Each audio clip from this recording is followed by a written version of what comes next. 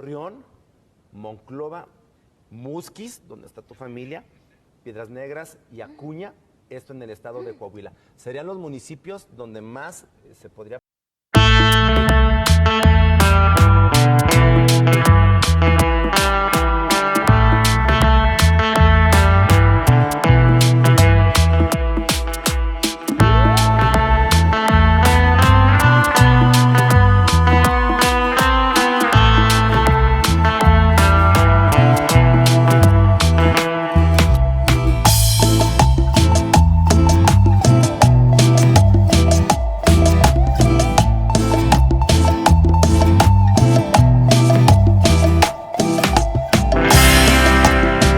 Judge has ruled that the state's ban on high-capacity magazines is unconstitutional. However, today, gun shops are still banned from selling the magazines because of an appeal. The law passed back in 2022. It banned people from buying any magazines that hold more than 10 rounds. Washington Attorney General Bob Ferguson says he is not worried if this ban ends up before the Supreme Court because 14 other states have similar bans in place. Ferguson says all of those bans have stood legal tests.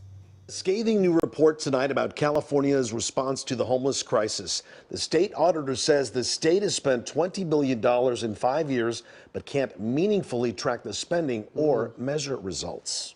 Well, KCAL News reporter Joy Benedict is live in North Hollywood tonight with more. Joy? Yeah, guys, I mean, this was a very lengthy audit that was put out by the state earlier today. And what it shows is really everyone's fear, right? That we're throwing a lot of money at a problem and the problem isn't going to be fixed. And although that may be what the audit says on surface level, those who work with the homeless say it's just not that simple. In a community like the Arts District of North Hollywood, the streets are always packed with patrons, neighbors, and the unhoused. They clear them and then they come back, then they clear them, then they come back. I've only been in the area since 2018, and in those few years I've seen it increase almost exponentially. It is very sad. Numbers a new state audit confirm as the state legislative audit committee released a report saying that homeless numbers jumped 53% in the last decade, with an estimated 180,000 people unhoused in California.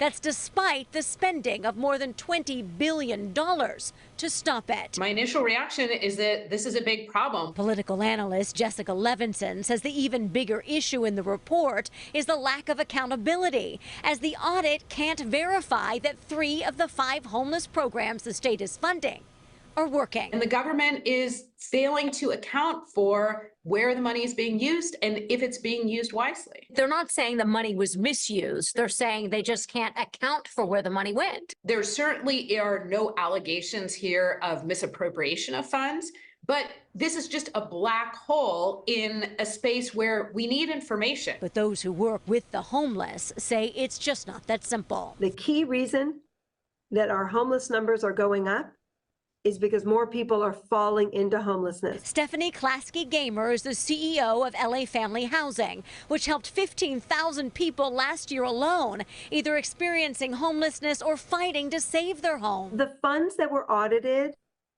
were all emergency response programs that came out during the pandemic. She says she knows how her agency's dollars were spent, but since state dollars are mixed with local funding, they just may be harder to trace statewide. I imagine that gathering data because of how these funds were released is more challenging, not because the funds haven't had an impact. The 2 programs the audit said are clearly working are CalWorks and Project Homekey. Project Homekey dollars were used to purchase motels. So that's an easy quantifiable measure. You received $100 million and you bought 10 motels. But she says the bottom line is the funds used to fight homelessness are key, not only for those living on the streets, but everyone in this state. Homelessness is a crisis that responds to resources. Something else interesting I found in this report is there was another section that talked about the number of people that were helped. It was about 321,000 statewide that were taken off the streets, either into permanent housing or temporary housing. And of the 250,000 or so that ended up in temporary housing, only 13% of them left to then go into permanent housing. Obviously, that is something that any agency here wants to fix. I'll send it back to you. All right, thanks so much, Joy. Okay, so what we see happening in California, where billions and billions go unaccounted for and missing with all these different organizations, that's exactly what's going to happen with the migrant helpers and the NGOs, all these non-government organizations that are going to roll in with their hands out, and they're going to get billions of dollars. For whatever reason, America's health officials haven't seemed publicly interested in answering a crucial question: how many illnesses and deaths can be attributed to COVID versus the vaccines or some combination? Today, we look at shocking and graphic evidence that independent researchers are trying to make sense of in the absence of helpful guidance from the usual authorities. A mysterious fibrous material being discovered in the veins and arteries of the dead. A caution, some of the images in our report are graphic. These vials are basically samples of the white fibrous material that I've been discussing. Richard Hirschman is an embalmer who's been investigating disturbing evidence left by the dead. Mysterious clots appearing in cadavers around the world. Well, the very first photograph I took was in September of 2021. What does that first photograph show? That first photograph shows a very, very large white fibrous looking clot that was literally about the length of the individual's leg itself. Clots are one of the things we run into sometimes in embalming. We're used to that, but these clots are totally different. Oh no, there it is. To his surprise, the strange, long, fibrous clots started turning up in more and more bodies that Hirschman examined, all of them after COVID and the vaccines hit the market. What types of people are you getting these clots from? Yes, that's a great question, because the majority of the ones that I'm seeing a lot of these clots in are older people. But it doesn't mean it's exclusive to the older people. The first person that I took a picture of was only in their mid-50s. So it's not necessarily grandma or grandpa. And I've seen them in people as young as 20. So it seems it's worse in the elderly, but it's not exclusive to the elderly. Hirschman wasn't alone in his observations. He began connecting with embalmers and funeral directors in Canada, the UK, and New Zealand who were reporting the same disturbing phenomenon. So it's 6 inches, 16 centimeters. White fibrous clots that have been supplied by embalmers, and they're seeing these all around the world.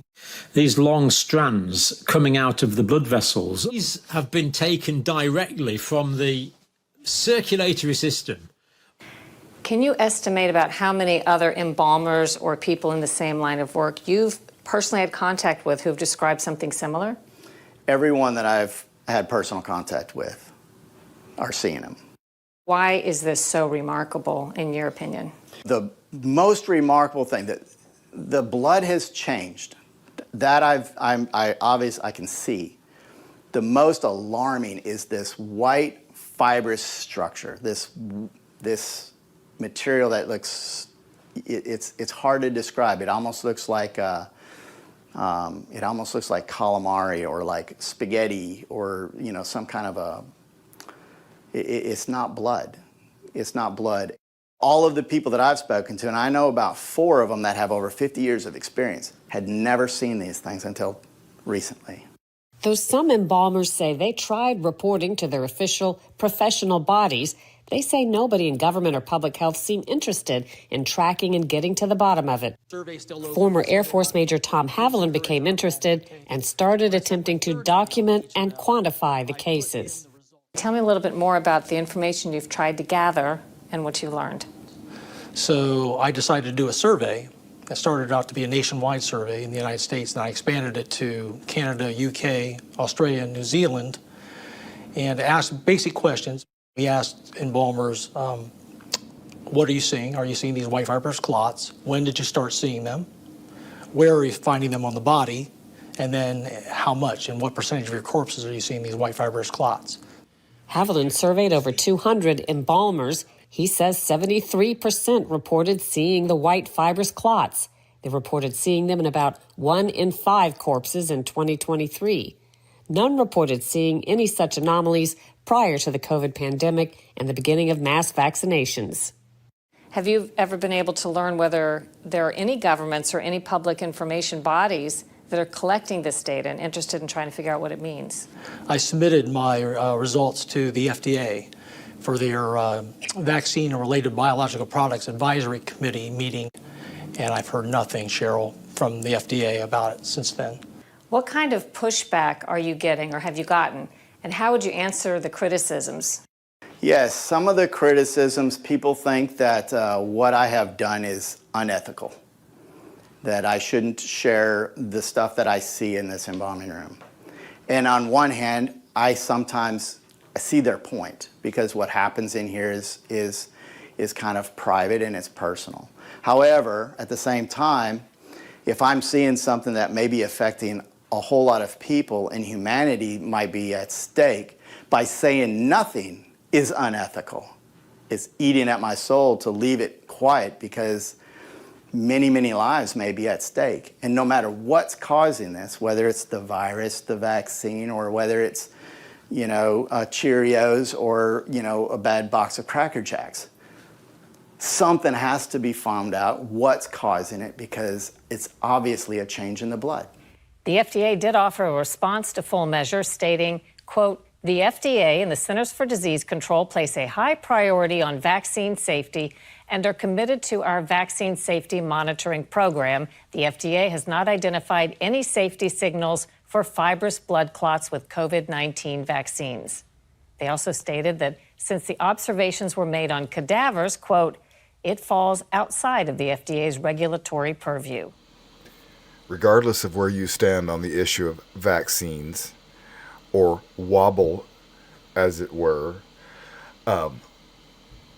the possibility that these vaccine manufacturers have made a lot of money without knowing what the outcome would be. Or maybe they did know what the outcome. Hey, I don't know.